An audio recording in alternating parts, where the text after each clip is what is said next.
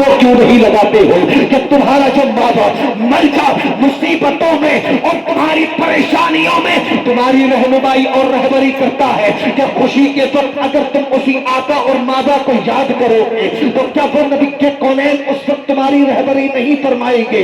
जरूर फरमाएंगे, जरूर फरमाएंगे। जिस तकलीफ में तुम मुस्तफा जाने रहमत को याद करोगे, मेरे नबी के कौनैन उसी गुंबद खजरा से ऐसा फैजान अता फरमाएंगे। सारी तकरीब में सारी तकरीब के अंदर सारी तकरीब के अंदर बरकतें तूफाना हो जाएंगी।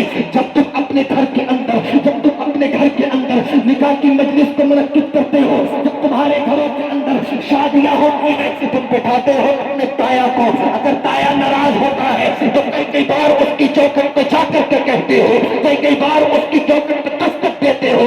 बिरादरी में अगर कोई नाराज हो जाए तो कई बार चक्कर लगा करके उसकी चौखट को पार करते हो। आज मेरे घर आकर के बैठ जाए। अरे तू अपनी ताया को मनाने के लिए लगा है, तो अपने रिश्तेदारों को मनाने के लिए लगा है, तो अपनी बिरादरी को मनाने के लिए लगा है। अच्छी बात है, बिरादरी को नहीं सारी कायनात को घर बुला। मगर ये भी कभी सोचा है सारी कायनात तेरे घर के अंदर तशरीफ लाए, कायनात को ताजदार तशरीफ न लाए तो पता उस घर में कैसी बरकतें हो सकती है। जिस घर के अंदर मुस्तफा जाने रहमत तशरीफ न लाए तो उस घर के अंदर बरकतों का नुज़ूल कहां से तसव्वुर में आ सकता है? जब तूने तसव्वुर किया है अपने रिश्तेदारों को बुलाने का, अपने दोस्तों को बुलाने का, तो उसी वक्त तुम्हारे जहन में ये तसव्वुर भी होना चाहिए, यार हमने जमाने को तो मना लिया है मगर रसूल कायनात को भी जरूर मनाना चाहिए। क्योंकि रसूल अगर नाराज तो जो खुशियां है वो खुशियां बेबरकती में बदल जाएंगी। नबी नाराज तो खुदा नाराज हो जाएगा, खुदा नाराज होगा जहन्नम में जाने का जरिया बन जाएगा।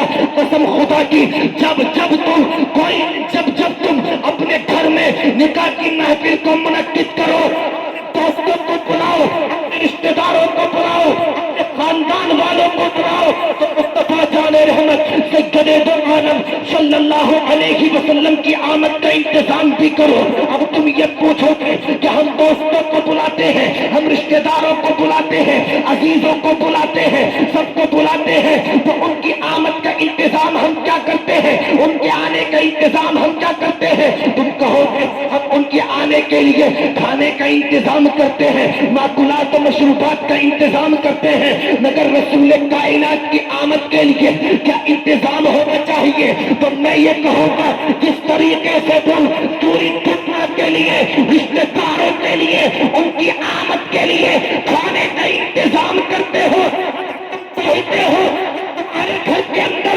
रसूल कायनात की जात तशरीफ ले आए तो कुछ काम कर या न कर, खाना बना या न बना, तो कुछ कर या न कर, मुस्तफा जाने रहमत का, मुस्तफा जाने रहमत का, मुस्तफा जाने रहमत का मीलाद सजा ले।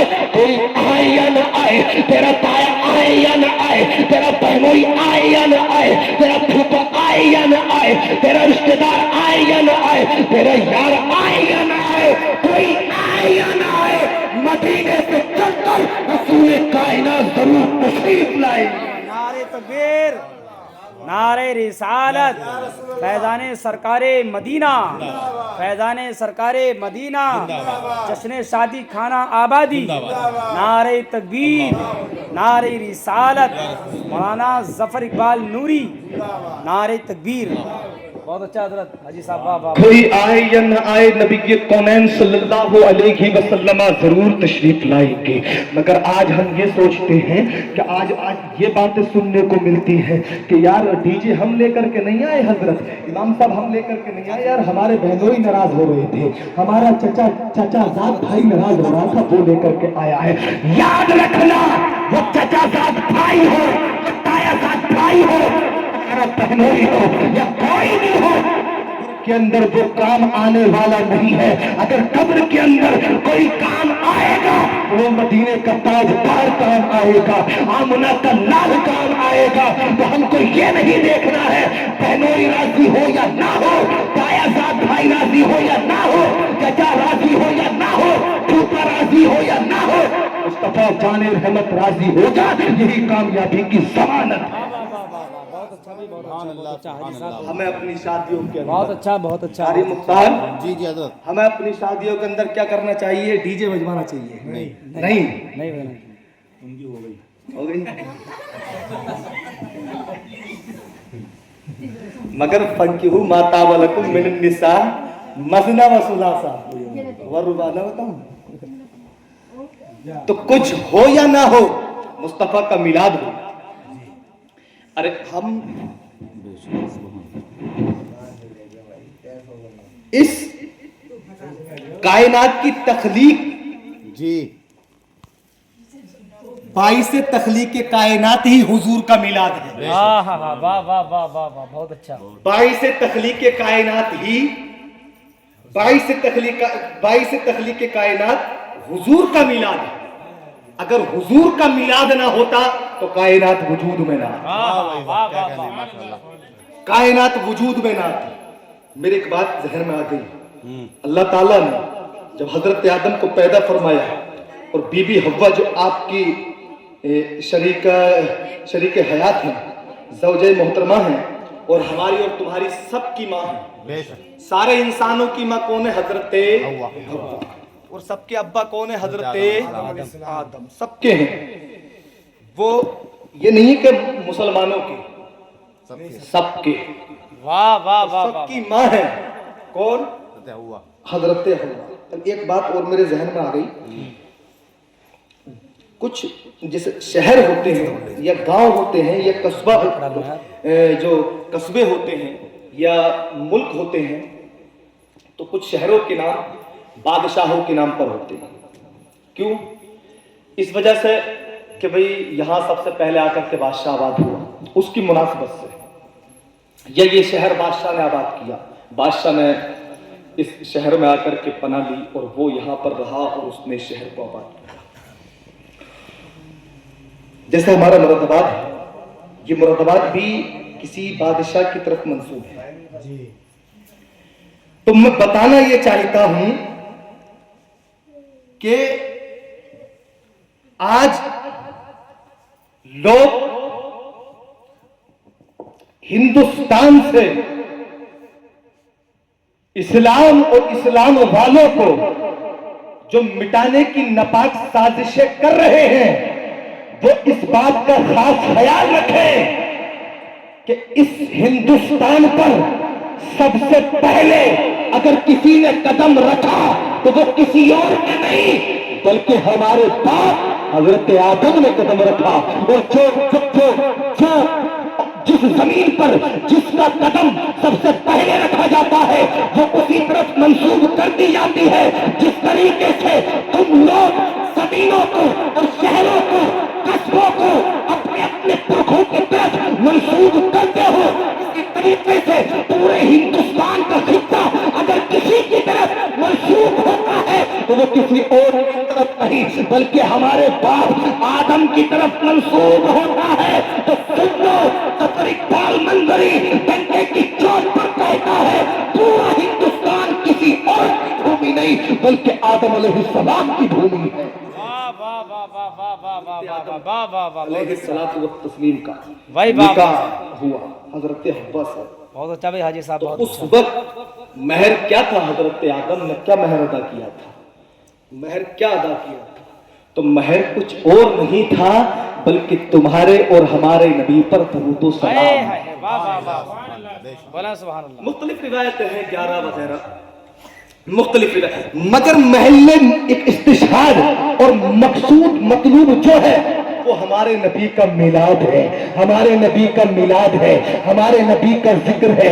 मेरा और तुम्हारा बाप, दुनिया का बाप, अपने दुनिया के बाप का निकाह हुआ तो जिक्र हुआ मुस्तफा जाने रहमत का।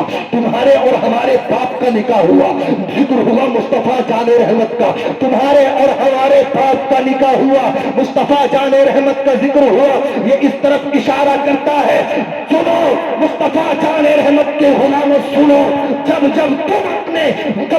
निकाह करो, जब तुम अपने भाइयों का निकाह करो तो किसी और का जिक्र करो मत करो कि अपने बाप आदम की सुन्नत अदा करते हुए अपने नबी का जिक्र करो। अच्छा भाई, बहुत अच्छा, बहुत अच्छा, बहुत अपने नबी का जिक्र करो। बहुत अच्छा। उसके साथ किबला ने बहुत अच्छा खिताब फरमाया बेशक और जितने लोगों ने जो कुछ किया बहुत अच्छा किया।